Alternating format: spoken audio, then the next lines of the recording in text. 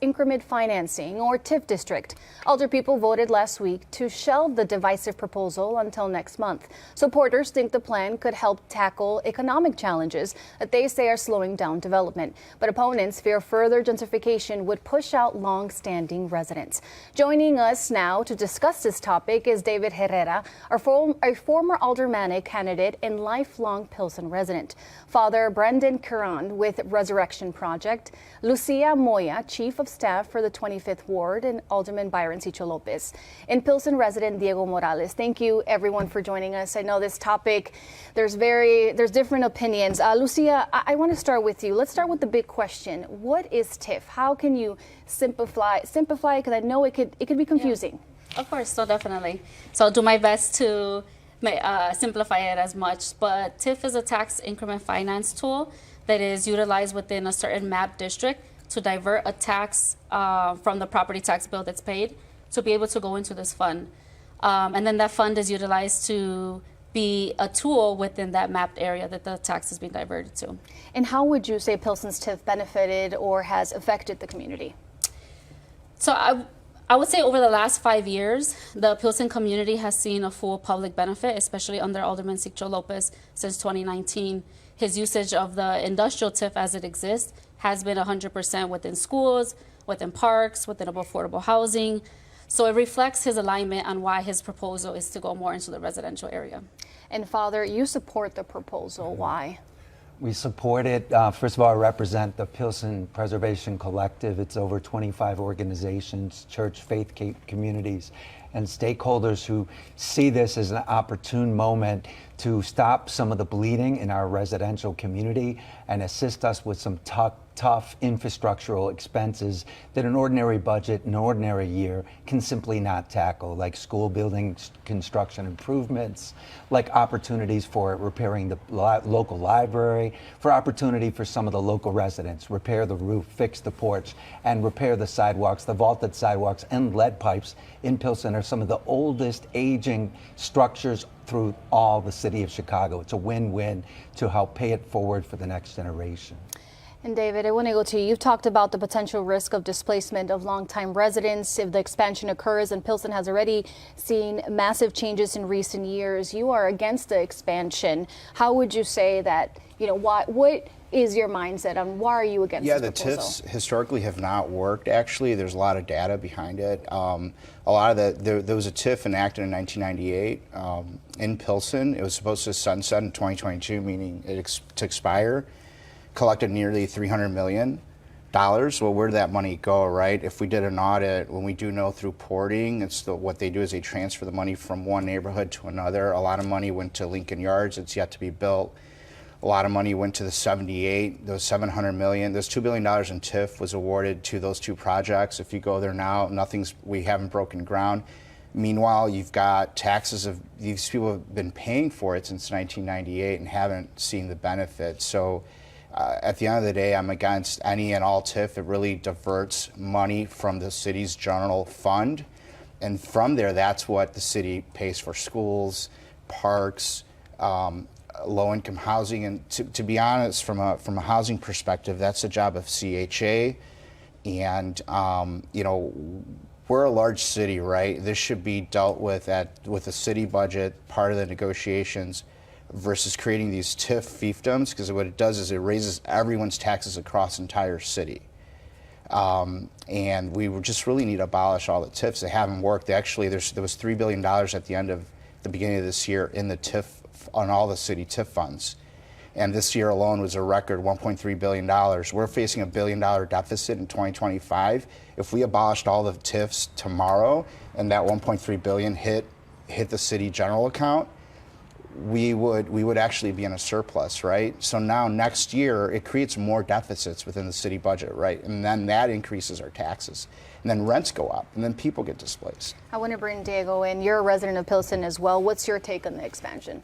We were skeptical at first. We know that there's been a long history, especially under previous administrations, of using the TIF in ways that we would not agree with. But I think the reality is that we're in a new political era. The Dailies do not run the city anymore. Madigan doesn't run the state anymore. And you look at the data of what the TIF has actually been used for in Pilsen, and it's exactly what David had mentioned. It's been used on schools, it's been used on parks, It's been used on affordable housing. And you look at what's happening in Pilsen. Pilsen was hit with the highest property tax increases in the entire city by a wide margin. About 47% was the average increase. And that's way higher than number 2. And so what we're saying is, and that's driven not by whatever the city is doing, it's being driven by the private real estate investment that's occurring. You look at the Cook County Assessor data, it's also the sales price of homes are also inflating at the same rate. There's the highest inflation of sales prices in the city as well. It's not a coincidence that that's happening at the same time people have the highest property tax bills. So if we're going to be collecting all this money from the neighborhood, why not use it for our benefit and use our own money to determine how we want development to occur in our neighborhood? Why do you think there's such a divide? I think that because of the historic misuse under previous administrations, people had mentioned Lincoln Yards and others under the previous mayoralship. But the thing is, this is a different time, this is a different place, and you look at what the Pilsen TIF is actually used for. You look at the language, and this is really about housing. This is about giving people an affordable place to live, and we can determine that with our own tax dollars. And Lucia, the proposal has already been delayed to next month. What needs to happen in that time to make it happen and be less divisive, as the word that's been used? Right. I mean, so our office over the summer and over the last 14 months, we've been hosting different TIF engagements, different roundtables. They've been really tailored to the engagements on informing folks what is a TIF. I think at the beginning of this, our office ensured that we would go through surveys on folks' understanding around the TIF itself. And what we found was that more than half of the folks who attended our TIF sessions did not understand what is a TIF and how the tax diversion occurs. And so first, it's really assisting our community and understanding that the accessibility to funds, folks are always asking, what happens to our property taxes? Where do they go? TIF, historically across the city, perhaps, and has been used in a way that has been hurtful, especially in Black and brown communities. But what this proposal is looking at is exactly what Diego is stating. It was not through the eligibility of blighted. It was through eligibility for conservation. So what that means is that the conservation makes it a focus on preservation.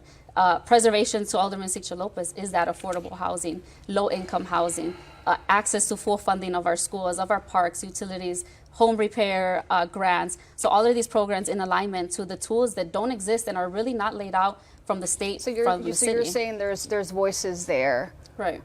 David, I want to go to you. What are people saying in the neighborhood? Well, the reality is that we've been burned with TIFs in Chicago. They were implemented by Harold Washington in 84, whenever he was 83, and the definition of insanity is doing the same thing again and expecting a different outcome, and that's essentially what they admitted to.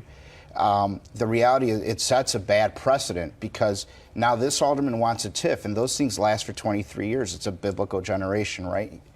And the districts change, the wards change, and then now the next alderman wants his TIF for his pet projects. They all want TIFs. So there's less money going to the city for police, for school. What do? They raise the taxes. The money's there. It's a slush fund. They called it the mayor's slush fund.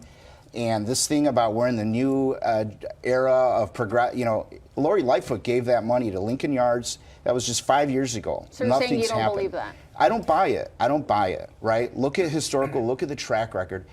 If they did an audit of the Pilsen TIF the last 23 years from 98 to 2022 when it expired, show me the audit, where did the money go? I guarantee you a lot of that money left Pilsen to downtown. If they want the money, claw it back, go to those private developments, get it back. Why are they giving away this money and it's going to other neighborhoods? That's what happened at Lincoln Yards. They took the adjacent TIF money, they moved it. That's what happened at the 78. There's $700 million. I want to bring the father in. What are your thoughts? I think it's really important for us to remember that there are over 100 TIFs active in Chicago today. That this is a myth. This is not about stopping and starting a TIF. It's about a continuing TIF that unfortunately the residential community in that area of the near west side is watching from a distance and not able to take advantage of an important resource. If we do not pass this amendment, we will see over 90 units sitting out there of affordable housing we need. There's over 100,000 units that are needed, and we need that help today. I know this is an ongoing conversation, so I'm sure we're going to keep going with this conversation, but thank you all. Up next, remembering the Pilsen of the past, but first, a look at the weather.